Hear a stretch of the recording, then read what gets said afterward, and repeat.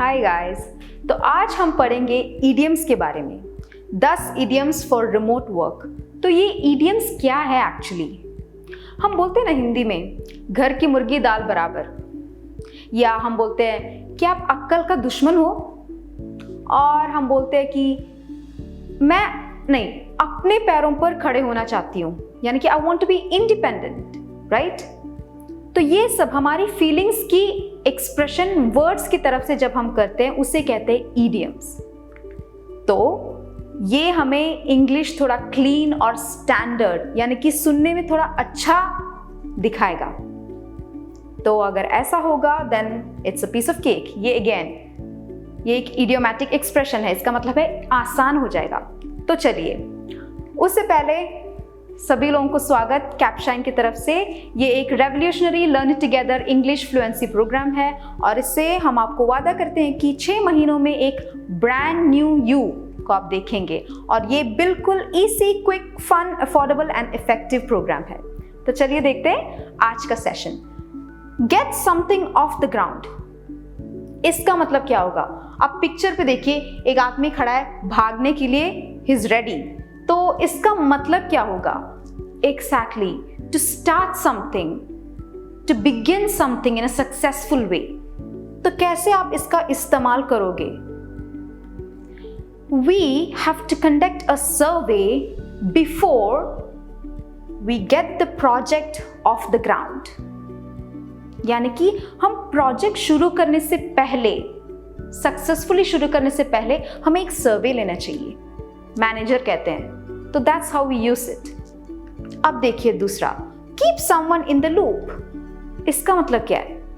Keep someone in the loop. अगर आपकी company में एक नई लड़की ज्वाइन कर रही है, तो उसे मैनेजर बोलते हैं कि देखिए हमारे प्रोजेक्ट के बारे में उसको अपडेट करना चाहिए, उसको इन्फॉर्म्ड रखना चाहिए। Be sure to keep her in loop about the project, यानी कि इन्फॉर्म्ड रखना चाहिए किसी को, इस कंटेंट में उस लड़की को इन्फॉर्म्ड रखना चाहिए या अपडेटेड रखना चाहिए किसी चीज से। अंडर द वेदर, पिक्चर से क्या दिखाई दे रहा है? थोड़ा परेशान है, थोड़ा अस्वस्थ है, मतलब यानी कि not well, sort of ill. अगर आप बोलते हैं oh I am not going to office because I feel a bit under the weather, यानी कि मैं थोड़ा इल है, इसलिए मैं ऑफिस नहीं जाना चाहती हूँ। That's how we use it. तो let's circle back. Let's circle back का मतलब क्या होगा? सर्कल बैक यानी कि हम उस टॉपिक में दोबारा आएंगे इसके बाद। तो हम कुछ कर रहे हैं, और लेट्स सर्कल बैक का मतलब we'll come back to it once this is over. तो हम बोल सकते हैं वील सर्कल बैक, और maybe let's circle back to that topic once we finish this meeting, यानी कि ये मीटिंग के बाद हम उस इश्यू में डिस्कस करेंगे। इसके बाद हम देखेंगे। हम बोलते हैं ना कभी कभी, यार प्लीज यार इसके बाद हम देखेंगे।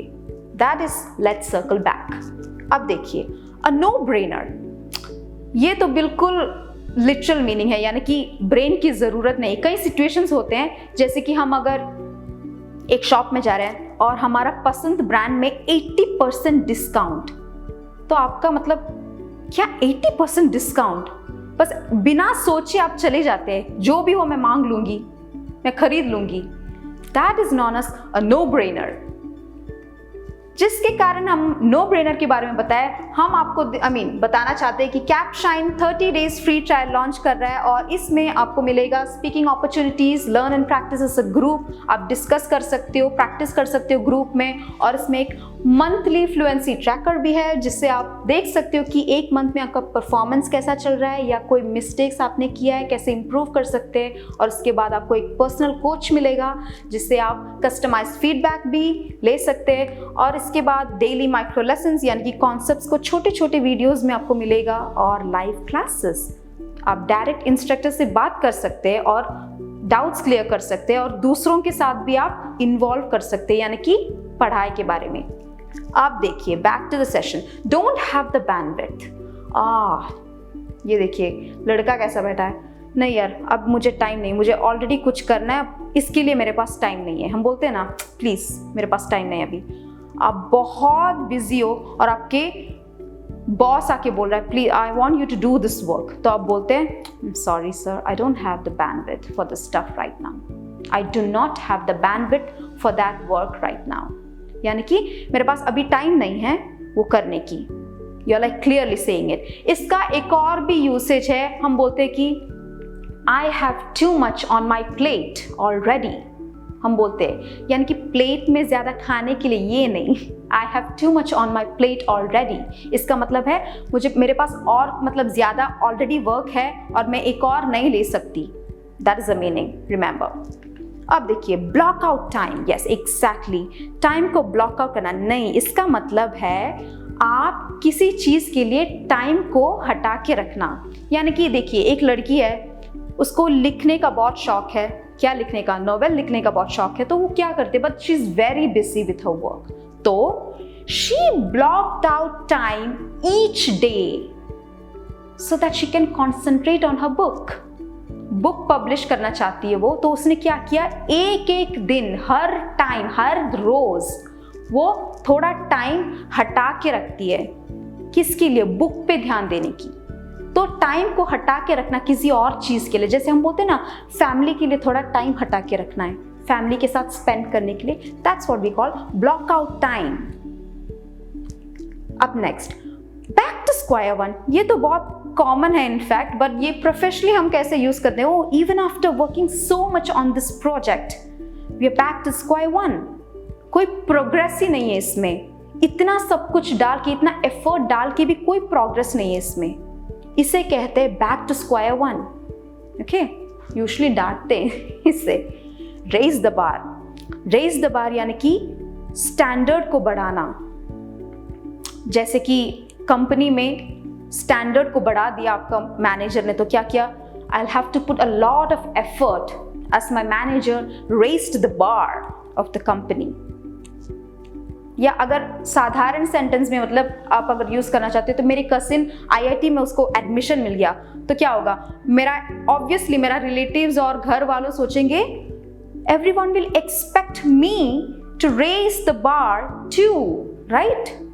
मतलब मेरे साथ भी वही एक्सपेक्टेशंस रखेंगे, अरे उसको अगर आईआईटी में एडमिशन मिला तो तुझे क्यों नहीं, सेम। अब दूसरा देखिए, call it a day. Call it a day मतलब बस हो गया, इसके आगे नहीं होगा, अब यहीं पे समाप्त करते हैं। I have been working for 16 hours a day and I'm tired now. Let's call it a day. यानी कि हम समाप्त करते हैं, वहीं पे हम कट डाउन करते हैं, इससे आगे मैं ये वर्क नहीं करना चाहती हूँ, उसका मतलब है कॉल इट अ डे। तो आई थिंक इसके साथ आपको 10 idioms और उसका यूसेज समझ आया होगा। अगर हो गया तो प्लीज इस सेम idioms के आपकी तरफ से भी नए सेंटेंस बनाइए और देखिए कैसा आप इसका इस्तेमाल कर सकते हैं। अगर आपको वीडियो पसंद आ गया तो please like, share and subscribe, और डेफिनेटली और ज़रूरी कमेंट सेक्शन में डाल दीजिएगा कोई डाउट्स है तो। और उसके बाद ये 30 days फ्री ट्रायल ज़रूर ट्राई करना। इसे ट्राई करने के लिए capshine.com या download the Capshine app for getting this. With that I think ये सेशन का समाप्त है। थैंक यू, धन्यवाद।